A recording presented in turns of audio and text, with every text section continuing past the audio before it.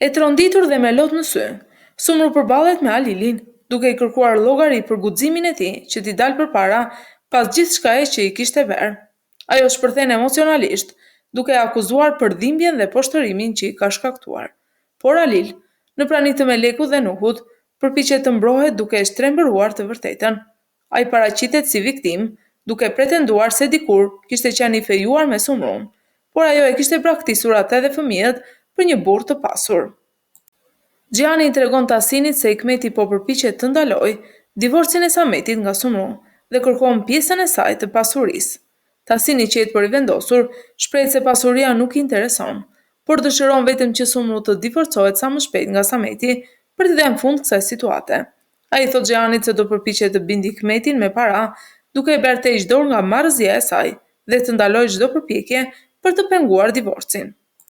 Për ta bërë më të besueshëm versionin e tij të historisë, Halilu tregon Melekut dhe Nuhut disa foto nga rinia e tij me Sumrun. Pamjet i lën të dy të hutuar dhe në dyshim, pa ditur kujt t'i besojnë, Halilit apo Sumrus. Por Sumru ndrryn me vendosmëri, duke sqaruar se ato foto janë shkrepur në një kohë kur Halil ishte vetëm një miku i saj dhe sa i po e përdor këtë kujtim për ta manipuluar situatën.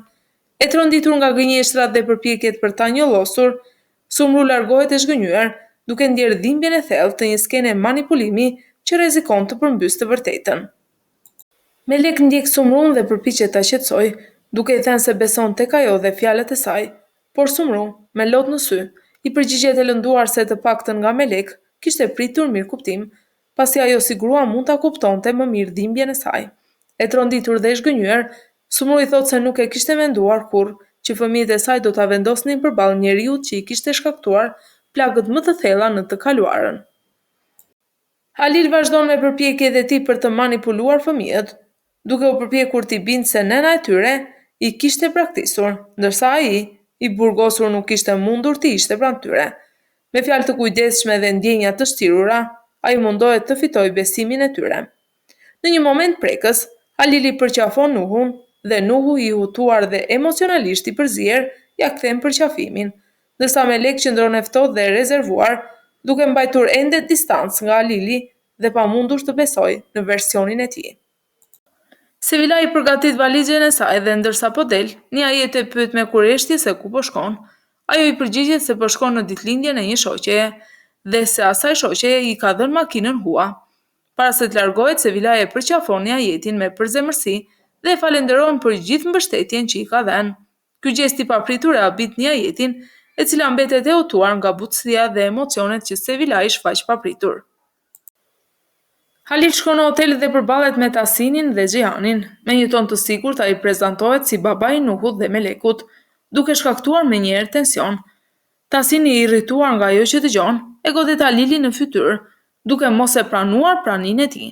Por Halil, i qetë dhe me qëllim manipulues, i thot se historia që kanë dëgjuar është e shtrembëruar. Ai përpiqet ta bindë Tasinin se Sumru e kishte braktisur atë për një burr të pasur, duke lënë vetëm me fëmijët. Ndërkohë që Tasin është i përfshirë në përplasjet me Halilin, dikush tjetër po vepron fshehurazi pas shpinës së tij. Ky person bashkëpunon ngushtë me Hikmetin, duke u bërë pjesë e një plani të fshehtë për të rrëzuar Tasinin. Hikmeti me zgjuarsi dhe manipulim përpiqet të marrë në kontroll të gjithë pasurinë e Tasinit, duke përdorur këtë bashkëpunëtor si mjet për të arritur qëllimin e saj. Ajo i premton fitime të mëdha dhe pasuri të majme nëse plani përfundon me sukses. Esati ka një problem tjetër. Ai dëshiron që vëllai i tij Xhihani të mbetet pa asnjë përfitim dhe të humbas çdo mundësi që ka. Hikmet e mbështet këtë plan dhe i premton se do të ndodhë shumë shpejt, duke i kujtuar Esatit se Xhihani i ka tradhtuar ata më parë, duke u bashkuar me Tasinin. Sipas saj, ai meriton çdo fatkeqësi që do t'i vijë dhe bashkë ata do të planifikojnë mënyra për ta realizuar këtë. Duke parë Xhananin në hotel, Halil mbetet i maknitur nga bukuria dhe prezenca e saj. Ai e fton të ulen diku dhe të bisedojnë. Xhanan, e hutuar dhe e papërgatitur për situatën, pranon menjëherë të bisedojë me të, pa e ditur se pas këtij personi të rrezikshëm dhe manipulator, fshihet një plan me interesa të fshehta. Duke gjetur rastin se Tyrkani është vetëm, Bejamini afrohet për t'i shprehur se i mungon qëndrimi me të. Tyrkani ndjer dhe e lidhur emocionalisht, i kërkon Bejaminit të blerë një bizhuteri që i pëlqen shumë, por për të cilën nuk ka mundësi financiare. Bejamin, duke dashur që t'i bjerë në sy, i thot që të mos qetësohet për këtë, duke treguar kujdes dhe bujari të sinqertë. Pas largimit të Alilit, Xhani e pyet Tahsinin nëse ka besuar historinë që Alil tregoi. Tahsini thot se jo dhe e shpreh se dashuria e tij për Sumrun është e sinqertë, duke i besuar asaj verbërisht. Ai ndjen se po luhet diçka e pistë dhe është i vendosur ta zbulojë sa më shpejt. Xhani qetëson, duke i siguruar se e njeh Sumrun që kur ishte i vogël dhe se qëllimet e saj janë krejt ndryshe nga ato që pretendon Halili. Melek e tronditur dhe e pakënaqur i thot Nuhut se si është e mundur që ai të besojë një baba që kur nuk u interesua për ta. Nuh, i kthyer në kujtime, rikthe në mendje situatat e hershme kur ata i kishin treguar për identitetin e tyre Sumrus dhe si ajo ishte përpjekur që t'i blinte me para vetëm që të heshnin dhe të mos ngrinin pyetje. Për një moment, edhe Melek ndjen një fije dyshimi, të nxitura nga mënyra se si Nuh e pranon dhe përjeton të kaluarën. Sevila, e lodhur nga të tjerët, sidomos nga Harika, vendos të marrë autobusin, duke refuzuar çdo ndihmë që i ofron Xhani. Ajo dëshiron të mos jetë më barë për të tjerët dhe nis rrugën drejt Stambollit. Gjatë udhëtimit, mendimet e saj kthehen te kujtimet e së kaluarës, si Nuhu ishte përpjekur ta ndihmonte për ta shpëtuar nga një martesë e detyruar me Xhanin. Për një moment, Sevila ndjen mall dhe mirënjohje për Nuhun, duke rikujtuar ndjenjat e përkujdesjes dhe mbështetjes që ai kishte ofruar dikur.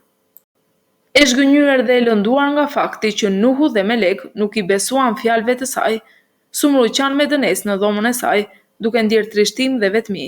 Ndjenja e braktisjes dhe keqkuptimet e bën të vendos një vendim të rëndësishëm. Ajo zgjedh të largohet nga jeta e tyre, përfshirë edhe nga Tahsini, duke i lënë këtij të fundit një letër si shenjë lamtumirës dhe shpjegimi arsyes së largimit.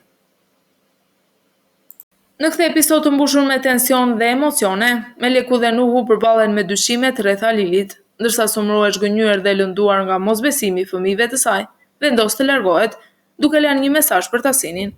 Por çfarë mesazhi do të jetë ky? Ndërsa intrigat mes Hikmetit dhe Esatit për pasurinë dhe pushtetin thellohen, Sevila e largohet për në Stamboll, duke rikujtuar kujdesin dhe ndihmën e Nuhut, ndërsa Bejamin dhe Tyrkan tregojnë afërsi dhe përkujdesje. Por si do të reagojë Xhanan kur të mësoj për marrëdhënien e tyre? Na tregoni në komente se cili personazh ju abiti më shumë dhe çfarë mendoni se do të ndodhë më tej.